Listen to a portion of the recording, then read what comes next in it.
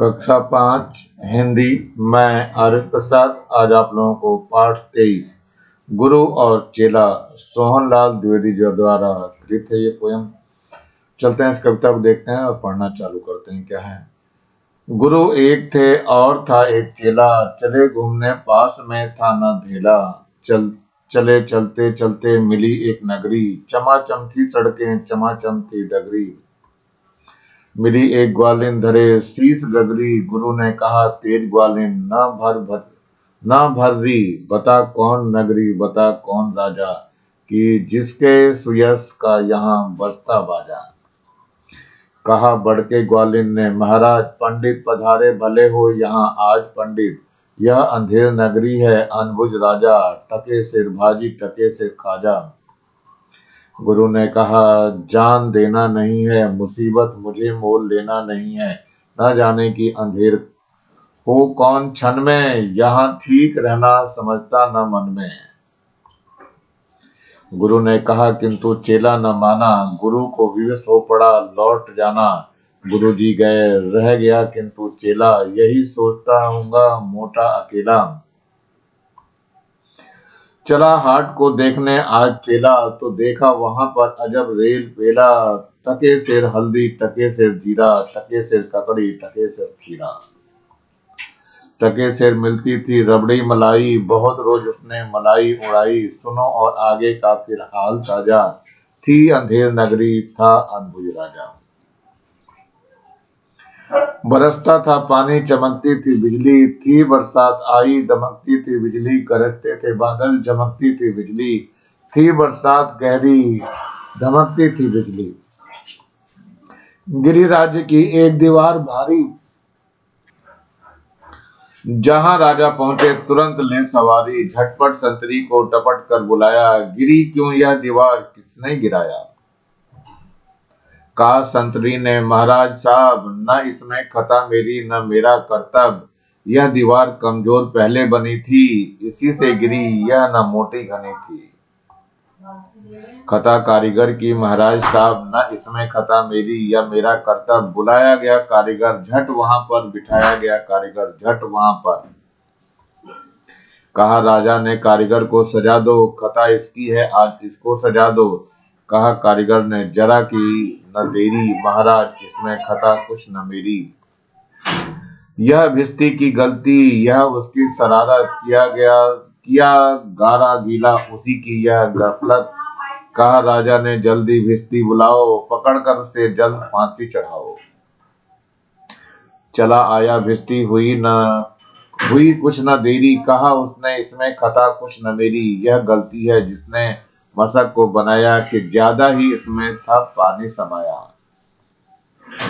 मशक वाला आया हुई कुछ न देरी। कहा उसने इसमें खता कुछ न मेरी, यह मंत्री की गलती है मंत्री की गफलत है, उन्हीं की शरारत है उन्हीं की हिमाकत। बड़े जानवर का था चमड़ा दिलाया, चुराया न चमड़ा मशक को बनाया। बड़ी है मशक खूब भरती है पानी, ये गलती न मेरी यह गलती बिरानी। है मंत्री की गलती तो मंत्री को लाओ, हुक्म हुआ मंत्री को फांसी चढ़ाओ। चले मंत्री को लेके जल्लाद फौरन, चढ़ाने को फांसी उसी दम उसी क्षण। मगर मंत्री था इतना दुबला दिखता, न गर्दन में फांसी का फंदा था आता। कहा राजा ने इसकी मोटी हो गर्दन, पकड़कर उसे फांसी दो तुम इसी क्षण। चलते संतरी ढूंढने मोटी गर्दन, मिला चेला खाता था हलवा दनादन। कहा संतरी ने चेले आप फौरन, महाराज ने भेजा न्योता इसी क्षण। बहुत मन में खुश हो चला आज चेला, कहा आज न्योता छपूंगा अकेला। मगर आके पहुंचा तो देखा झमेला, वहां तो जुड़ा था अजब एक मेला। यह मोटी है गर्दन इसे तुम बढ़ाओ, कहा राजा ने इसको फांसी चढ़ाओ। कहा चेले ने कुछ खाता तो बताओ, कहा राजा ने चुप न बकबक मचाओ। मगर था न बुद्धू था चालाक चेला, मचाया बड़ा ही वहीं पर झमेला। कहा पहले गुरुजी के दर्शन कराओ, मुझे बाद में चाहे फांसी चढ़ाओ। गुरुजी बुलाए गए झट वहां पर कि रोता था चेला खड़ा था जहां पर। गुरुजी ने चेले को आकर बुलाया, तुरंत कान में मंत्र कुछ गुनगुनाया। झगड़ने लगे फिर गुरु और चेला, मचा उनमें धक्का बड़ा रेल पेला। गुरु ने कहा फांसी पर मैं चढ़ूंगा, कहा चेले ने फांसी पर मैं मरूंगा। हटाए न हटते अड़े ऐसे दोनों, छुटाए न छुटते लड़े ऐसे दोनों। बढ़े राजा फौरन, कहा बात क्या है। गुरु ने बताया करामात क्या है।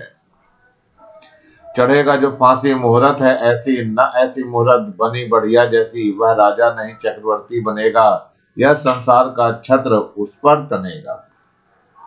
कहा राजा ने बात सच गहरी कर रही यही, गुरु का कथन झूठ होता नहीं है। कहा राजा ने फांसी पर मैं चढ़ूंगा, इसी दम फांसी पर मैं ही टंगूंगा।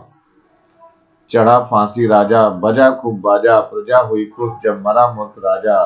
बजा खूब घर घर बधाई का बाजा, थी अंधेर नगरी था अनबुझ राजा। चलिए इस कविता का पाठ का सारांश देखते हैं। इस कविता की कहानी को अपने शब्दों में लिखना है। तो चलते हैं बच्चों इस पाठ के सारांश पे।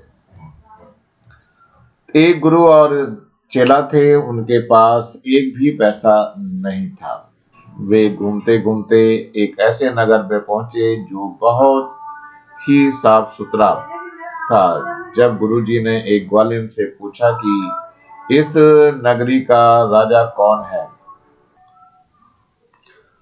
तो ग्वालिन ने बताया कि यह अंधेर नगरी है और अनबुझ इसका राजा है। गुरुजी को बात समझ में आ गई। उन्होंने वहां रुकना मुनासिब न समझा, किंतु चेला वापस जाने को राजी न हुआ। विवश होकर गुरुजी अकेले चले गए और चेला वहां रुक गया। एक दिन चेला बाजार घूमने गया। वहां उसने देखा कि हर चीज टके से मिलती है, चाहे सब्जी हो या फल या मिठाई। बारिश आ गई, बिजली चमकने लगी। तेज वर्षा के कारण उस राज्य की एक दीवार गिर गई। राजा को इसकी सूचना मिली तो वे तुरंत वहां आ पहुंचे। पूछताछ हुई। राजा ने पूछा किसकी गलती से दीवार गिरी। सब एक दूसरे को दोष देने लगे। अंत में मंत्री को दोषी देना पाकर राजा ने उसे फांसी पर चढ़ाने का हुक्म दिया। फांसी का फंदा मोटा था, मंत्री की गर्दन पतली, इसलिए राजा ने हुक्म दिया कि जिसकी गर्दन मोटी हो उसे लाकर फांसी पर चढ़ाया जाए। सिपाही मोटी गर्दन वाले को ढूंढते हुए चेले को पकड़ लाए। तब चेले को अपनी जान बचाने का एक उपाय सूझा। उसने कहा कि पहले मैं अपने गुरु के दर्शन करूंगा। जब गुरु जी को लाया गया तो गुरु जी ने चेले के कान में कुछ कहा, फिर दोनों आपस में लड़ने लगे कि फांसी पर पहले कौन चढ़ेगा। राजा ने परेशान होकर पूछा कि आखिर बात क्या है, तो गुरुजी ने कहा कि इस समय बहुत बढ़िया मुहूर्त है। जो इस समय फांसी पर चढ़ेगा वह चक्रवर्ती सम्राट बनेगा और पूरे संसार का पर राज करेगा। इस पर राजा ने कहा कि गुरु कभी झूठ नहीं कहते, मैं फांसी पर चढ़ूंगा। और वह फांसी पर झूल गया। मूर्ख राजा के मरते ही प्रजा बहुत खुश हुई। हर घर में बधाई के गीत गाए जाने लगे। इस तरह मूर्ख राजा से प्रजा को मुक्ति मिली। चलते हैं कुछ प्रश्न उत्तरों की तरफ बढ़ते हैं। कविता को ध्यान से पढ़कर अंधेर नगरी के बारे में कुछ वाक्य लिखो। सड़कें, बाजार, राजा का कामकाज। तो उत्तर है बच्चों ये, अंधेर नगर की सड़कें बहुत साफ सुथरी थी। पूरा शहर चमक रहा था। बाजार में बहुत भीड़ थी।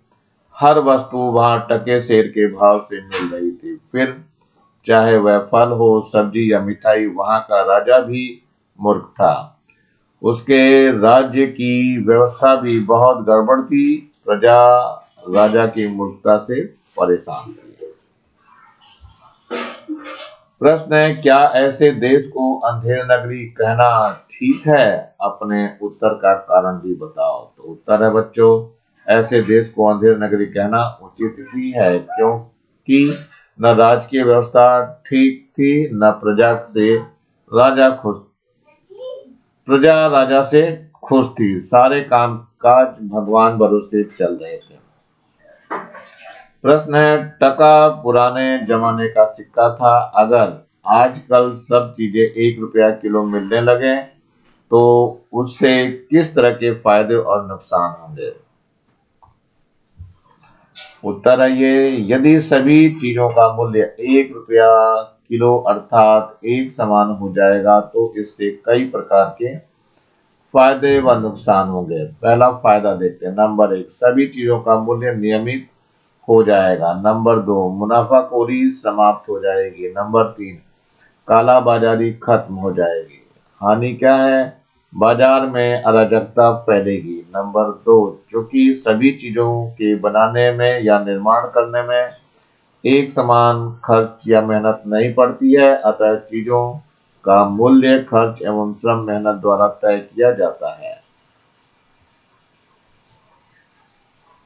प्रश्न है, भारत में कोई चीज खरीदने बेचने के लिए रुपए का इस्तेमाल होता है और बांग्लादेश में टके का। रुपया और टका क्रमशः भारत और बांग्लादेश की मुद्राएं हैं। नीचे लिखे देशों की मुद्राएं कौन सी हैं? तो उत्तर है, देश और मुद्रा ले रहे हैं। तो सऊदी अरब तो रियाल होती है वहां पे, जापान में येन चलती है, फ्रांस में यूरो है, और इटली में इसमें भी यूरो है, और इंग्लैंड में पाउंड है। नंबर 1, प्रजा खुश हुई जब मरा मूर्ख राजा। तो यह है, अंधेर नगरी की प्रजा राजा के मरने पर खुश क्यों हुई? तो उत्तर है, अंधेरे नगरी की प्रजा राजा के मरने पर इसलिए खुश हुई क्योंकि अब वह सुव्यवस्था में रह सकेंगे। यदि वे राजा से परेशान थे तो उन्होंने उसे खुद क्यों नहीं हटाया? आपस में चर्चा करो। तो उत्तर है बच्चों, अंधेर नगरी में राजतंत्रीय व्यवस्था थी। यदि प्रजा राजा को हटाती तो राजा परिवार का कोई उत्तराधिकारी ही राजा बनता, और उस समय अंधेर नगरी में कोई उत्तराधिकारी नहीं था, इसलिए प्रजा चाहकर भी राजा को नहीं हटा सकती थी। गुरु का कथन झूठा होता नहीं है। उत्तर है, गुरुजी ने क्या बात कही थी? तो उत्तर है, गुरुजी ने कहा था कि फांसी पर चढ़ने का यह मुहूर्त बहुत अच्छा है। इस समय जो फांसी चढ़ेगा वह चक्रवर्ती सम्राट बनकर संसार पर एक छत्र राज्य करेगा। राजा यह बात सुनकर फांसी पर लटक गया। तुम्हारे विचार से गुरुजी ने जो बात कही क्या वह सच थी? तो उत्तर, नहीं, गुरुजी ने जो बात कही वह सच नहीं थी, पूरी तरह झूठ थी। गुरुजी ने यह बात कहकर सही किया या गलत? आपस में चर्चा करो। तो उत्तर है ये, गुरुजी ने यह बात कहकर बिल्कुल सही किया, क्योंकि उनकी बातों में आकर ही राजा का अंत हुआ और उस मूर्ख राजा से प्रजा को मुक्ति मिली। अगर कविता ऐसे शुरू हो तो आगे किस तरह बढ़ेगी? थी बिजली और उसकी सहेली, थी बदली। चलो देखते हैं बच्चों। थी बिजली और उसकी सहेली थी बदली, एक दिन दोनों घूमने निकली, रास्ते में एक मिली गिलहरी, उसने पूछा उसने एक सहेली। मंत्री की गर्दन फंदे के बराबर की होती। उत्तर है, मंत्री की गर्दन फंदे के बराबर की होती तो उसे फांसी दे दी जाती। दूसरा है, राजा गुरुजी की बातों में ना आता। तो यदि राजा गुरुजी की बातों में ना आता तो वह जीवित रहता और अंधेर नगरी की प्रजा उसकी मूर्खता से दुखी रहती तथा चेले को फंदे से लटकाया जाता। अगर संतरी कहता कि दीवार इसलिए गिरी क्योंकि पीली थी तो महाराज किस किस को बुलाते? आगे क्या होता? उत्तर, संतरी कहता कि दीवार इसलिए गिरी क्योंकि पीली थी। तो महाराज पेंटर को पेंट की दुकान वाले को बुलाते। पेंटर कहता मेरी गलती नहीं है, मैंने दुकान से खरीदा था। दुकानदार कहता मैं तो रंग बेच रहा था, मेरे मालिक की दुकान है। इस तरह बात चलती रहती है।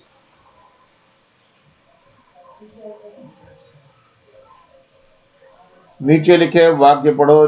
जिन शब्दों के नीचे रेखा खिंची है उन्हें आजकल कैसे लिखते हैं यह भी बताओ। तो उत्तर है बच्चों, देखो पहला है, न जाने किस अंधेर को कौन क्षण में। ये क्षण जो है ऋण आएगा, लेकिन यहाँ ऋण दिया हुआ है तो यहाँ पे क्षण की जगह क्या लिखा जाएगा, क्षण लिखा जाएगा, जो आजकल बोला जाता है। चलिए अगला देखते हैं। अगला है, गुरु ने कहा तेज ग्वालिन भागरी। तो भागरी की जगह क्या आ जाएगा, भाग आएगा। ये भाग लिखा हुआ है बच्चों। अगला है, इसी से गिरी यह न मोटी घनी थी। ज्यादा या अधिक, इसमें से बताना है आपको।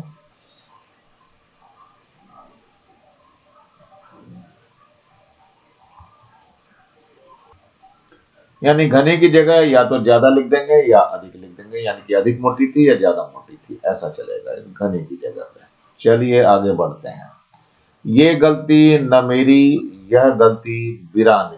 बिरानी यहाँ पर क्या आता है आजकल के, उसमें दूसरी आएगा। ऐसे है, ना ऐसी मुहूर्त, मुहूर्त बनी बढ़िया जैसी। मुहूर्त की जगह क्या आएगा, मुहूर्त आएगा। ये जो आजकल वर्ड यूज करते हैं मुहूर्त है उसका मतलब। आगे है, चमाचम थी सड़के। इस पंक्ति में चमाचम शब्द आया है। नीचे लिखे शब्दों को पढ़ो और दिए गए वाक्यों में ये शब्द भरो। जैसे पटापट, चकाचक, फटाफट, चटाचट, झकाझक, खटाखट और चटपट। तो पहला है देखो, आंधी के कारण पेड़ से पटापट फल गिर रहे थे। अगला है, हंसा अपना सारा काम फटाफट या चटपट कर लेती है। अगला है, आज रहमान ने झकाझक सफेद कुर्ता पजामा पहना है। अगला है, उस भुक्खड़ ने चटाचट सारे खड्डे खा डाले। उस भुक्खड़ ने चटाचट सारे खड्डे खा डाले। अब आता है लगभग लास्ट है, सारे बर्तन धुलकर चकाचक हो गए। इस तरह से ये लेसन बच्चों समाप्त हो रहा है। नीचे लाल रंग का ये बटन दिखाई दे रहा है, इसको जरूर दबा के सब्सक्राइब करें। वीडियो अच्छा लगा हो तो लाइक करें, कमेंट सेक्शन में कमेंट्स करना ना भूलें और ज्यादा से ज्यादा बच्चों को शेयर करें, जिससे ज्यादा बच्चों को फायदा हो सके। और इस बेल आइकन को भी दबाना है, जिससे कि मैं नया वीडियो डालूं तो उसका नोटिफिकेशन तुरंत आपको मिल सके। मेरे चैनल को देखने के लिए आप लोगों का बहुत बहुत थैंक्स। इसी के साथ मैं RS प्रसाद आज का वीडियो यहीं समाप्त करता हूँ। मिलता हूँ अगले वीडियो में नए टॉपिक के साथ। तब तक thank you, have a nice day.